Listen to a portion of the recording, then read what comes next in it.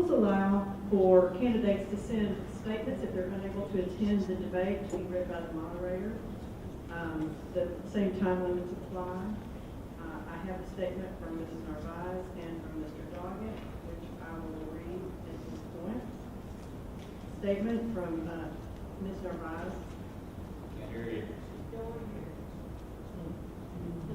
I am honored to participate in this year's Hays County League of Women Voters Candidate Forum. Unfortunately, my schedule doesn't allow me to be in attendance with you this evening, but I am thankful to be allowed to send this message to you. As you know, Congressional District 35 is nearly 100 miles north to south from Austin to San Antonio, and it is my desire to visit with folks in every corner of this district that comprises 6 of the Texas' fastest growing counties. In Congress, political gridlock has stifled our ability to create a vision for the future of our nation, and we have a great opportunity this year to send true leaders to clean up the mess we have in Washington. Having served as mayor of this great city for 3 consecutive terms, most of you know my character and heart for the people. You know that I will work with you, for you, not play political games with the future of our families and children. I have been sharing with our neighbors that we must focus our efforts in 5 key areas. That, and the minute is up, so I'll stop reading that statement. This is the statement that Lloyd Doggett sent. As my answers to your written questionnaire indicate, I believe Congress has failed to address the big challenges facing our country. As my years of service to Hays County indicate, I will remain accessible to ensure that the priorities of our neighbors remain my priorities in Washington. Among my top concerns are combating prescription price gouging, reducing student debt and financial barriers to college, security for our veterans and seniors, and overcoming the hate and misinformation that is obstructing immigration reform. I ask for your vote to continue serving and welcome your contact whenever I can be of assistance on federal matters. I salute the League of Women Voters for informing our neighbors and seeking to maintain a civic dialogue that recognizes that disagreeing agreeably is essential to our democracy. Mr. Smith, you have 1 minute. Thank you very much. Thank each of you for coming here to the Hays County League of Women Voters Forum. My name is Red Smith, and my name given to me by indigenous Native Americans is Whitefeather. America's future depends upon education. A pathway to college and lifetime learning can be the choice of every American. Veterans for Education Reform is a nonprofit organization I founded to help veterans and families. Opportunity employment, for example, apprenticeships, internships, allowing students leaving school the ability to enter the workforce with skills to contribute to society. And finally, our 50 states must step up to fulfill America's educational promise. Veterans and their families have made countless outcries while administration officials have ignored veterans' mental health. Tragically, they have offered unproven, even life-threatening therapies. No United States representative or senator or president should receive benefits while America's veterans are ignored. I will work to assure that the promises to veterans of our armed forces made to them in World War II are fulfilled. No veteran should ever have been on a waiting list because they were never placed on a waiting list to stop a bullet for our country. I will work to see to it that America owes our veterans a public apology for the way they were treated upon their return having defended this country. And finally, mental health of veterans is the military priority of my campaign. We'll move on to the lead questions. What suggestions do you have for campaign finance reform that would allow you more time to serve your constituents rather than raising campaign funds? Excellent question. I think ultimately in America, we believe that you have the right to give money to whatever you want to, and I don't see a way to curtail that. Obviously, for third-party candidates, all we want is a place at the table. I certainly oppose Citizens United. That Supreme Court case, if you remember, allowed people that had a lot of money to have some kind of alternative, First Amendment right, that they could somehow enjoy the protection of the court even though they were a fictional person. That's ridiculous. So I do want to see more third parties. I think parties are a vital part of American political life, and they've been ignored too long. How would you work with other office holders from different parties to resolve issues?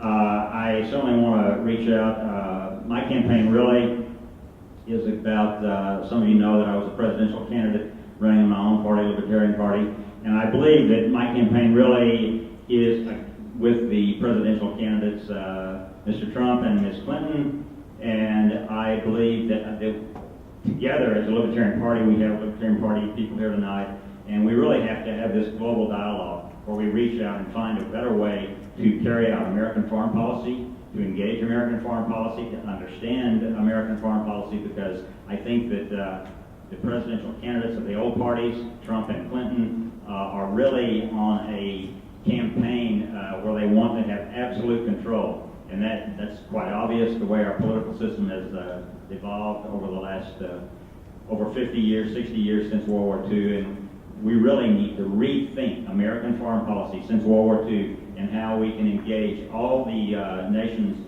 around the world in freedom. Standing for freedom, freedom of speech, freedom of liberty, freedom of religion.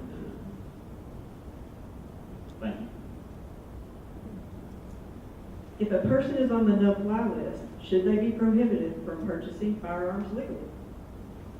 As libertarians, we certainly believe that every citizen, every person, if they're not convicted, in our judicial system, that they have the right and that they should not be denied these rights.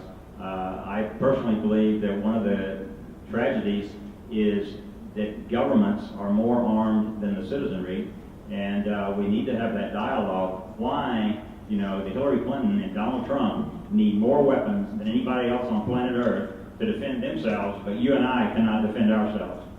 Are there any questions from the audience for this candidate? Go to the, yes. State your name and you have 30 seconds to ask a question. Yes, my name is Antonio Palacios. I live at 923 West Hopkins. Why haven't you put your sign in my yard? I've got my sign, sir, and you'll have one. I support the armed forces. I need as a Navy veteran, just like you. Put your sign in my yard. Thank you. Thank you. Are there any other questions for this candidate from the audience? Yes, sir. Hello, Red. What suggestions do you have for reducing the federal budget? I think, number one, we've got to empower our 50 states. When we conceived, when the American Revolution, in the Constitution and the way we constructed our system, our federal state system, it depended very strongly on those 13 colonies, and we have lost that now. Now all 50 states think they have to run to Washington, D.C. So we, as libertarians, believe that we should reduce the power and influence of Washington, D.C. And when that happens, that vacuum has to be fulfilled by our 50 states. So we've got to think of more ways to empower the 50 states, teach them how to finance their own projects, get them more involved in world affairs.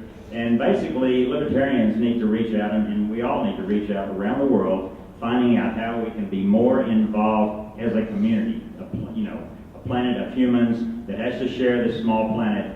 And basically, more communication, more dialogue will be the pathway to a better planet.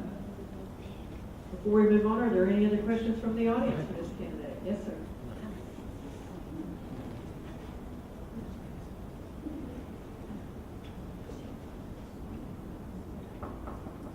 My name is Antonio Diaz.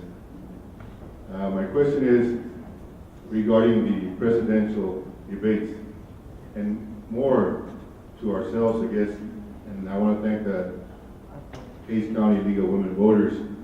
And I'm wondering, why is it that the League of Women Voters no longer conduct a presidential debates, since you do such a great job? I love the League of Women Voters. You're asking me that question, and you know, that's one of the few organizations that has reached out. And now, of course, if you were asking directly why the Commission on Presidential Debates, this is tragic, folks, if you're not familiar with this, that two political parties, the Republicans and Democrats, formed this nonprofit. Supposedly, this is to help you, to help our voters, but yet they were only going to include two presidential candidates, the Republicans and Democrats. So we've certainly tried to go to federal court to protest that, and the League of Women Voters actually, you know, just I think your organization nixed the whole idea, because the League of Women Voters used to conduct those, and that should return to the League of Women Voters and forget this Commission on Presidential Debates, because it's a biased two-party system. One more question, and then we're going to have to close. James Brown Jr., former medical services officer, lieutenant commander, medical, military sea lift command. When a TAOE goes into a port, a large fleet supply vessel, it has to purchase the water of that country. Its capability is such that it can take raw sewage and make the purest water imaginable. Would you, as a United States Congressman, seek to stop our funds, taxpayer money, from being wasted on such political BS? That's an interesting question. I probably don't understand it fully. You're saying that scientifically we can, you know, process anything we want. Just, you know, I mean, I was on a Navy aircraft carrier and all that. But you're saying that by law, international law, or agreement with all these nations, that they won't let us use what we process. That we have to buy their water, which we may have to reprocess. In fact, just because. But here's the deal, you know, we don't want to sweat the small stuff. In other words, we're talking about, you know, 10, 20, 30 trillion dollars, and I don't know how much we pay for the water in those local places, but, you know, if it gives them the local economy in some of these impoverished nations something, then I don't see a problem with that. I'm talking about Bahrain, United Arab Emirates. Oh, the richest ones. The richest ones, yeah. Well, I'm glad you brought that up, because the Congress voted overwhelmingly and overturned President Obama's veto of the reclaim or the lawsuit against Saudi Arabia. So we certainly, I certainly support Congress on that, not the president. I don't understand why in the world a country that believes in freedom, like the United States of America, then panders to these states around the world that clearly do not believe in freedom. And when we're engaging with them, when we're trading with them, we're allies in partnership with them, and sometimes giving them the best in military technology, and they, on their face, uphold Sharia law or some other theocracy, and We need to move on to closing statement. it flies in the face of our freedom, we undermine ourselves. So we need to stop that. We need to start thinking about freedom. And okay, I'll go straight to the closing statement. Okay. So I alluded to it earlier that the United States needs to rethink our foreign policy, reframe our foreign policy, deal with nations that are going to respect our ideas of freedom, freedom of speech, freedom of religion, freedom of the press. These are the basic foundations of American principles of life, our whole basis of our society, and yet in our foreign policy we totally ignore these principles. So we are undermining ourselves. Why in the world would the most powerful, richest military power in the face of the planet then turn around and pander to somebody because they have oil, because whatever, because they're in some kind of regional power play? We don't need to do that. We need to be true to our own principles. If nations around the world are not going to respect our freedom for religion and speech and freedom of the press, then they need to reform. We don't need to be allies. We certainly don't need to be giving them foreign aid and certainly military supplies. We give them some of the best military hardware in the world, and we know Saudi Arabia. I don't want to mention names here, but who attacks us on 9/11? Your time is up. Thank you. Early voting begins on October the 24th and it ends on November the 4th, so make sure you put that on your calendar. And election day is November the 8th. Be sure you get to the polls, early voting or on election day.